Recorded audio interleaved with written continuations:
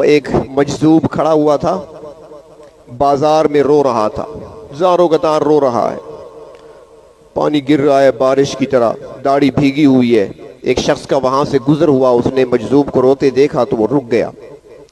اس نے کہا بابا جی آپ خیریت تو ہے، کیوں رو رہے ہیں؟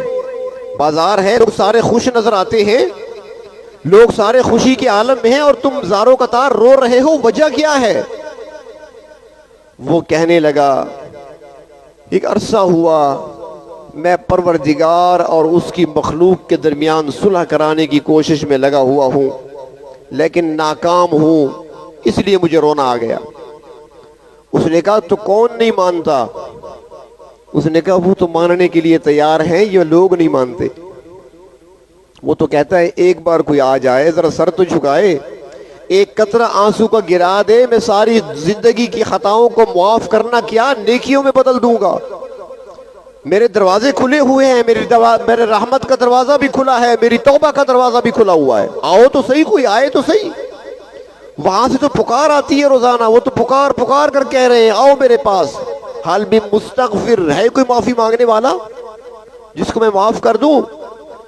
لیکن یہ بندے نہیں مانتے، معافی مانگنے کے لیے کوئی تیار نہیں ہے، گناہ بخشوانے اور معاف کرانے کے لیے کوئی تیار نہیں ہو رہا، مجھے اس لیے رونا آ رہا ہے۔ وہ شخص چلا گیا۔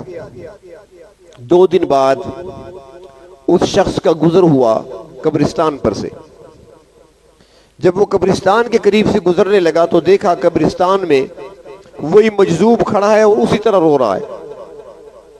یہ پھر اس کے پاس آ گیا کہ تم بھی بڑے عجیب بندے ہو، بازار میں تو تم رو رہے تھے، اپنی بات بتا دی تھی، آج قبرستان میں بھی رو رہے ہو، آج رونے کی وجہ کیا ہے؟ اس نے نظر اٹھا کر اس کو دیکھا، پہچان لیا، کہا معاملہ آج بھی وہی ہے، بات آج بھی وہی ہے، میں چاہتا ہوں کہ بندوں اور بندوں کے خالق کے درمیان صلح ہو جائے، میں صلح کرانے کے لیے کھڑا ہوں، لیکن معاملہ حل نہیں ہو رہا۔ وہ کہنے لگا بابا جی یہ بتاؤ کہ آج کون نہیں مانتا؟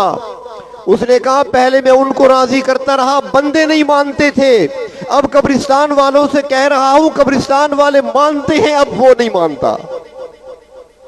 وہ کہتا ہے کہ وقت گزر گیا، وہ کہتا ہے مہلت کا وقت ختم ہو گیا، دوبارہ زندگی نہیں ملے گی، تو اس دن کے آنے سے پہلے جب وہ نہ مانے، اس سے پہلے اس کی مان لیں ہم، تب تو ہم کامیاب ہو جائیں گے، اور اگر ہم نے اس کی نہ مانی تو پھر ناکامی ہی ناکامی ہے۔